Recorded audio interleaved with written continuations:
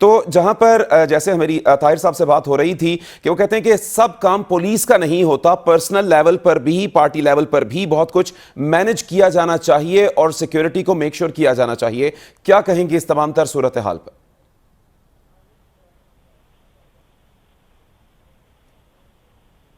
जी शंदना साहब, अब तक मेरी आवाज आ रही है? मेरी आवाज आ रही है आपको? जी जी बिल्कुल, आपकी आवाज आ रही। जी आप बोलिए। देखिए, माजरत के साथ मैं पुलिस एक्सपर्ट्स के साथ इस झंझट में नहीं पड़ना चाहती कि पर्सनल सिक्योरिटी क्या होती है क्या नहीं होती, लेकिन जब आप एक इतने बड़े जंगघटे में हो तो क्या ये बात सही होगी कि खान साहब कंटेनर को ऊपर से बुलेट प्रूफ या शाटर प्रूफ कर दें ताकि जो कंटेनर में 20-40 लोग हैं वो तो बचे रहें और जो बाकी अवाम उनके साथ निकली हुई है वो सारी मर जाए? वो बुज़दिल कर सकते खान साहब कभी नहीं करेंगे।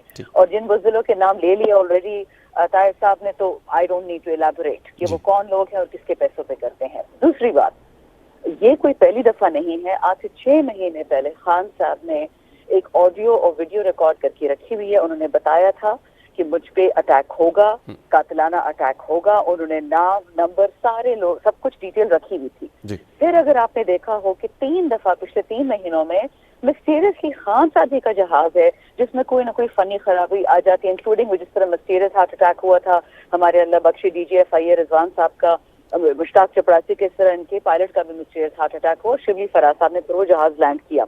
इसी तरह वो पेशावर से निकल रहे थे 2 महीने पहले जलसे के बाद और उनकी जो पायलट जीप थी उसमें मिस्टीरियस आग लग गई। तो ये मिस्टीरियस चीजें तो खान साहब की जिंदगी में कुछ महीने से हो रही है, हम देखते भी आ रहे हैं। और माशाल्लाह हमारे जो काबिल फाजिल मिनिस्टर है इंटीरियर का, जिनके बारे में आबिद शेर अली के वालिद, उन्हीं नून लीग के वालिद कहते हैं कि ये जी मनशियात फरोश कातिल है, इसने कम से कम 18 से 28 लोगों को कत्ल किया है, 25 मई किसी से भूला नहीं है। तो ये कहना कि ये खान साहब की सिक्योरिटी लैब से, माजरत के साथ सर, जब आपने फैसला कर लिया कि किसी को मर्डर करना है तो फिर सिक्योरिटी लैब्स कहाँ और कहाँ फिर उनकी खान साहब की पर्सनल सिक्योरिटी? ये तो अब इशू हो गया है एक कंसर्टेड मर्डर के एफर्ट का। तो दूसरा जो आपने देखा कि एक स्टूपिड सी सर्कुलेट कर रही है वीडियो कन्फेशन की, जो ऑन द ग्राउंड लोगों ने वीडियो लिए, उसमें तो 2 शूटर्स हैं। तो हमें ये बताया कि वो दूसरा शूटर आसमान से उतरा था और ये कैसे सकता है जो जमीन पे बैठा है वो सिर्फ मतलब जमीन पे खड़ा है, वो सिर्फ खान साहब पे लग सकती है गोली, बाकी 40 लोग हैं वो कैसे मिस हो गए? मतलब खान साहब को अगर टारगेट करना था 2 डिफरेंट लोगों ने, ये बेसिकली वार्निंग साइन था जो फैसल वाउडा की स्टूपिड प्रेस कॉन्फ्रेंस हुई थी 3-4 दिन पहले कि जी खूनी होगा। हमने तो एक दफा नहीं बोला खूनी होगा और अब तक मेरा लीडर अस्पताल में बैठा है और अगर एक दफा उसने हमें कहा हो कि आप लोग बदला लें या आप लोग मतलब बंदूक उठाएं, हाथ उठाएं, हमें कॉन्स्टेंटली बोला जा रहा है जोश एंड होश, स्टे द कोर्स। हमने इस्लामाबाद पहुंचना है, हमने इलेक्शन करना है, हमने इलेक्शन करवाना है, सिंपल इज दैट। ये लोग जो भी कर लें, ये लोग सैबोटाज कर रहे हैं क्योंकि दे नो कि they can't beat the man. तो उसका एक ही तरीका है कि उसको खत्म करे। बल्कि राना सनाउल्लाह की अभी भी आदिल शाहजेब के साथ एक ट्विटर पे वीडियो चल रही जिसमें कह रहे हैं जी खान को खत्म करने का एक ही तरीका है। आप होते कौन है खान को खत्म करने वाले? Who has authorized you? Who are you? ठीक।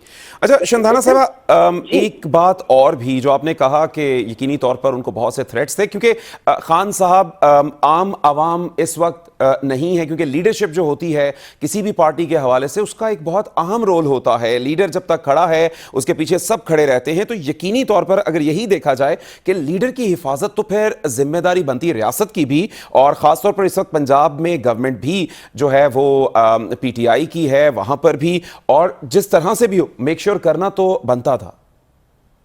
देखिए, रियासत एक चीज होती है प्लेन एंड सिंपल, और वो है अवाम। जी, सारी अवाम इस वक्त खान साहब के लिए जान देने को तैयार है। ठीक है, हाँ ये हो सकता है कि खान साहब कंटेनर से उतर जाएं और वो एक बुलेट प्रूफ गाड़ी में बैठ जाएं। That is not how Khan behave. ठीक है, उनकी जान रियासत की हाथ है बिल्कुल। लेकिन मुझे ये बताएं कि ये जो बंदा AK-47 से फायरिंग कर रहा है, AK-47 तो बैंड है पाकिस्तान में, वो सिर्फ लॉ एनफोर्समेंट एजेंसीज के पास होती है। तो इस बंदे के, गरीब बंदे के हाथ में कैसे पहुंची? वो तो मैं और आप भी नहीं खरीद सकते, लेट अलोन लाइसेंस इट। अच्छा, अभी जो सबसे एक इंसल्ट करने वाली ट्वीट ऑनलाइन चल रही है, आप उसको जरा देख ले। सलीम साफी ने कहा है कि जी ISPR ने इस इंसिडेंट की मजम्मत की है और वो ट्वीट आती है 1:49 PM आज को जी और पहला इंसिडेंट फायरिंग का खान साहब पे 3 बजे होता है। तो ISPR को और सलीम सासी को कैसे पता कि ये 3 बजे फायर होना है? उन्होंने 1:49 पे अपॉलॉजी कर दी। तो आप मुझे बताएं, आप देख लें ट्विटर पे घूम रहा है। जी बिल्कुल ठीक है, इसको हम देख लेते हैं। जी बिल्कुल। इस वक्त let me share another global fact. Biden साहब के साथ तो जो होगा इनके जो मिड टर्म इलेक्शन अच्छा, ये भी एक शंदाना साहबा इस हवाले से ना जो हमारे प्रोड्यूसर साहब भी बता रहे हैं कि वजाहत आ गई है, वो जिस मुल्क में है वहां पर और पाकिस्तान का 5 घंटे का फर्क है कि जिसकी वजह से वो पाकिस्तान में नहीं है, कि जिसकी वजह से वो जो टाइम है वहां पे ये लिखा हुआ वेरी कन्वीनियंट। मैं क्या कहूँ जी, मुबारकबाद उनको फॉरेन कंट्री में होने के लिए। अगर चाइना की बात वो कर रहे हैं तो चाइना यहाँ से सिर्फ 3 घंटे का फर्क है, 5 घंटे का नहीं है। बट एनीवेज इनके मुंह से तो जो निकलेगा। तो उन्होंने उस दिन ISPR से कंफर्मेशन भी मांग ली कि जी मैं लिफाफा हूँ कि नहीं हूँ। I mean what a joke. But anyways let's come to the other issue right now. इस वक्त ब्राजील में तमाम जो बिके हुए लोग हैं वो उनकी मिलिट्री एकेडमी के साथ और उनकी क्या नाम है उनका मिलिट्री जो भी उनका होता है उसके सामने खड़े हैं। जो ब्राजील का जो इस वक्त प्रेसिडेंट इलेक्ट है हम उसको नहीं मानते। एग्जैक्टली वही हो रहा है पाकिस्तान में। प्रेसिडेंट बाइडेन के गंदे हाथ हर जगह पहुंच चुके हैं। सऊदी अरेबिया भी उनकी बिल्कुल बैंड बजा दी है। क्या कहते हैं, रूस ने तो बजाई भी थी। अब बाकी ममालिक भी उनके साथ इकट्ठे हो गए क्योंकि ये एडमिनिस्ट्रेशन पागल हो गई है। ये जेरियाट्रिक आदमी है, इसका बेटा करप्शन करता था यूक्रेन में, अब उसका भुगतना हमें पाकिस्तान को पड़ेगा। जी ठीक। अच्छा शंदाना साहब आप हमारे साथ ही रहिएगा।